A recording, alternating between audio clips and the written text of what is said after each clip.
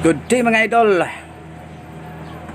For today's video guys, gagawa tayo ng semi army cut na gupit para sa bagitong ito, pang bata. Ayun, disclaimer guys, hindi po tayo magaling maggupit. Ito lang ang nakasanayan kong trabaho guys, ang paggugupit. Ang batang ito guys, magpagupit siya ng semi army cut. Kaya sa mga baguhan dyan, pwede nyo itong panoorin. Baka sakaling makapagbigay ito sa inyo ng idea kung paano magupit ng semi-army cut. Semi-army cut yung tawag dito sa amin yan guys. So ayan, tinirahan ko ng number 2 guard, paikot. Ayan guys, mga idol. Tingnan nyo lang ng mabuti, sundan nyo lang. Tapos gumamit din ako ng 1.5 clipper guard. Dapat gumamit ka ng 1.5 clipper guard, hindi mo isagad sa number 2 guard na nauna mong ginamit, para hindi siya ang tawag nito, yung hindi siya makain yung dinaanan ng number 2. Tapos yan, gumamit ako ng 0 para sa guidelines niya guys, paikot. Gumawa ko ng guidelines kasi doon sa pinakababa niyan, 0 yung gagamitin natin para malinis tingnan. Hindi natin yan ahitin guys. Ayun mga idol, sundan nyo lang yan. Yan sa part na yan, mamaya natin yan gagawin.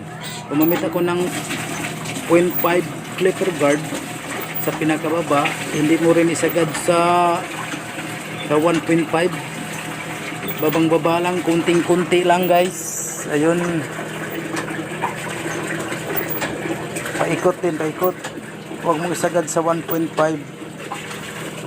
kasi 0.5 naman yung ginamit natin sa pinakababa. Ayan, tapos na natin paikutan ng 0.5. Gumamit tayo ng suklay, clipper overcomb ang tawag po yan sa English. Ayan, paikot din. Tanggalin natin yung medyo mataas sa number 2 clipper guard. Ayan, paikot. Ang i-plane na natin. Ayan, yes, dandan lang, sundan nyo lang yan guys, para matuto din tayo. Ayan, ulitin natin yung 0.5 para walang kawala yung mga buhok na tumitikwas, yung hindi na sali pa sa una nating hagod, may maiwan din yan. Ayan, sa kabila naman, clipper overcomb tayo. Shout out pala sa aking pinsan dyan sa Balabag, Digo City, Joe Cantila Alsula. Shout out. Mayroon din siyang YouTube channel. Paki-subscribe, like, share mga idol. GC29PH yung YouTube channel niya. Ayan. Malapit na tayong matapos dyan guys. Paikot, clipper overcomb tayo. Ayun, tanggalin niya natin yung mga medyo mahaba, yung mga makakapal sa likuran.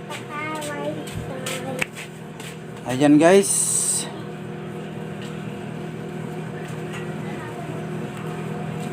zero 0.5 ulit sa likuran para siguraduhin natin walang makakatakas na buhok na medyo mahaba. Ayan, tapos yan, bawasan natin ng kapal sa itaas kasi nga semi-army cut po ito. Dandahanin lang natin, wag nating biglain yung buhok na sa itaas para hindi tayo mahirapan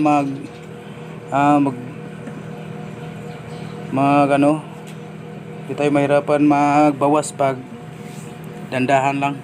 Kasi pag biglain natin, baka kuha natin yung hindi kanais-nais, mahirapan na tayong mag-repair niyan. Ayan. Ang request niya kasi si Mermikat na hindi man masyadong mahaba, hindi rin masyadong maikli. Ayan, gumamit ako ng tining scissors. Yan po ang tining scissors po yan. Para mapantay yung kapal sa itaas. Yan. Hindi masyadong manipis, hindi masyadong makapal. Ayan lang po ang gagawin natin, mga idol. So, sa mga baguhan dyan, pwede nyo itong sundan hanggang matapos kung paano ginagawa. Sundan nyo lang yan guys, paano maggupit ng ganyan. Gumamit ako ng trimmer para sa pinakababa talaga, para malinis na tingnan, malinis na talaga yung gawa natin. Huwag nyo pansinin yung medyo sa Bisaya, yung pahak. Pahak ba sa Bisaya, yan nasa gilid. Ano yan, na parang inborn yata sa batang to. Hindi natubuan ng buhok sa dahilan na may sugat dati. Ayan. Tanggalin natin yung buhok sa ibaba gamit ang ating Jupiter trimmer. Ayan. Napakaganda niyan guys. Gandang gamitin. Ayan oh, tingnan nyo.